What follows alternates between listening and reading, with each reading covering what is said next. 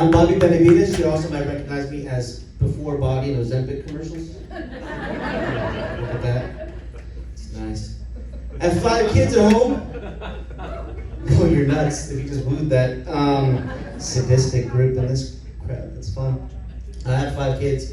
I love these shows because they're still at home. And I'm here. So thank you, David. I appreciate it.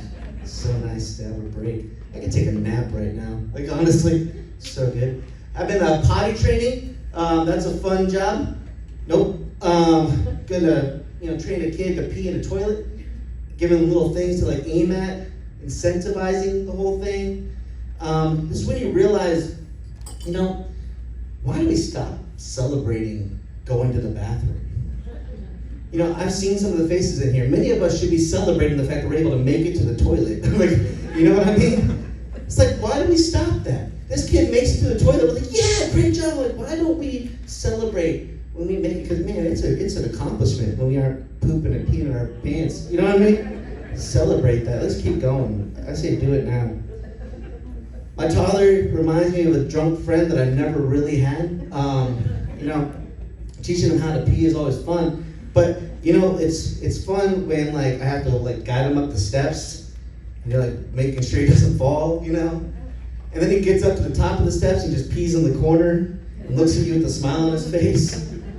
You put him in bed and he just starts crying for no reason, Drunk friend you never had. It's just thanks for that, trying to figure you out, kid.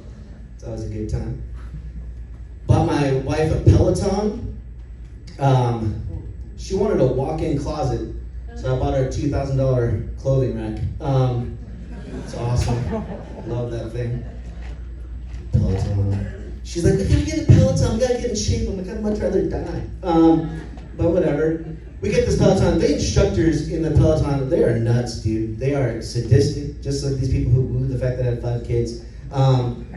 These people, seriously, you're doing this ride, and they're like, oh, it's all about the music. I'm like, it's all about survival, man. I don't know about this music stuff. This is nuts.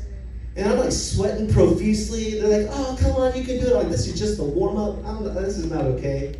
And she's like, oh, this is all about the music. First song they play, Crossroads by Bone Thugs and Harmony. Now, if you're familiar with this song, it's all about death. I hate this foreshadowing, man. This is not fun at all. I'm on this bike and you're telling me I'm gonna die? Okay, cool. And then of course, now I realize though too, I'm probably not gonna die to the cool song like Crossroads. If my luck, it's gonna be a song by Cher. If you could turn back time, I'm like, dude, I'd get a new bike. That's what I would do. I probably wouldn't even do this thing. This is ridiculous, man. With my luck, my oldest son's gonna find me hanging on the bike. He's gonna be like, this is what I have to look forward to? This fat guy hanging off the bike. Hope we're getting good money for these Ozempic commercials. So I'm a bigger guy, and people talk about when you sneeze and you're driving, that's a real scary moment in your life, right? When you sneeze, you're blind for 2 seconds, it's nuts. No, when you're fat, taking a shower is the scariest moment of your life. Because you never know when your heart's gonna give out.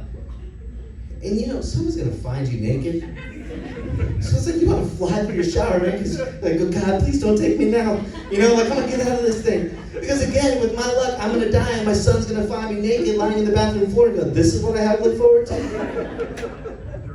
The paramedics are gonna show up to rescue me. And then they're gonna see my Peloton and my weights and be like, oh, this is gonna be an easy one. Then they find me oh, this guy's a liar, dude, he deserved to die. This is messed up. I played the game of Oh So Close when I started losing weight. Anybody play this game? It's when you get a shirt that's been hanging in your closet for a long time and you hope you fit into it. You're like, oh, so close. That's always fun. Get the pants that you've been trying to fit into. You're like, oh, so close. Think your wife is going to have sex with you again? Oh, so close. Just gotta keep trying, I guess. That's how it goes. Oh, my. No, I enjoy being a dad, I really do. My kids, we homeschool our kids, not by choice. We kind of got forced into it, and so just kind of because we're stupid, and so we just decided to do it. And homeschooling, I got a master's degree, I can figure this out. No, No, because elementary school math is tough, dude. I hate it. I don't have enough fingers for it. And that's really what's frustrating. But doing the homeschool math, when you get to the word problems, it's really difficult. My son, like I'm trying to teach my son how to do these word problems, right? I'm like, okay, listen. Timmy has 5 chickens. Lisa has 3 chickens. Lisa gives Timmy her chickens. How many chickens does Timmy have? Math geniuses in the room are like, oh, he has 8 chickens. Not my son. My son decides to ask me questions about this word problem. Dad, why is Lisa giving Timmy her chickens? They lost a bet, dude. I don't know. Okay, can we just keep going? Come on. Lisa 3, Timmy 5. How many chickens? Dad, why do they have chickens? Listen, man, they live on a farm. I don't know, right? They live on a farm getting chickens. This is what they do on farms. Okay, 3, 5. Can you figure this out? Daddy, what's for dinner? Chicken, dude. Chickens for dinner. The nuggets that are on your plate, in fact, those are Timmy's chickens. And if you would have answered the question quicker, they wouldn't have been on your plate. But because you were questioning me this entire time, these chickens are now dead, and we have to eat them. Why are you crying? That was a real quick lesson in learning I shouldn't be a homeschool teacher. But, I realized I let my kid down a bit on that session. And so now I have an anxiety. I have an anxiety of letting people down. I really do. So doing that, I really felt like I let him down. And like I have a stupid fear of it, right? Like I have a fear, okay, I'm gonna admit something. I have a fear of letting Smokey Bear down. I mean, all this time it's been only you can prevent forest fires. And there's a forest fire. I'm not there. But I'm freaking out. Like, I'm sorry, Smokey. He's like, oh no, it's all your fault, man. You're going to hell. I'm like, okay, cool. Sorry, Smokey.